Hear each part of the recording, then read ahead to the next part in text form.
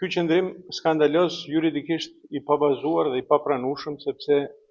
e cënon një të drejtë e cila është e garantuar edhe me ligje dhe me kushtetutë. Është e papranueshme që e drejta për të përdorur gjuhën shqipe në provime shtetënore të paraqitet se e drejtë që realizohet vetëm me kërkesë të kandidatit. Përdorimi i gjuhës shqipe nuk është as privilegj, as favor administrativ, por është e drejtë e garantuar me ligj dhe kushtetutë dhe institucionet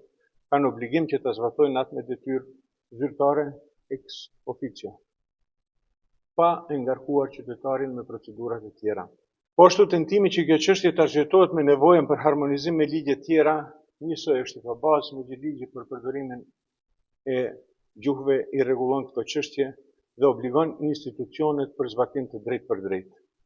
Problemi nuk qëndron te ligjet, të nderuar qytetar, problemi qëndron te mungesa e vullnetit për zbatimin e tyre në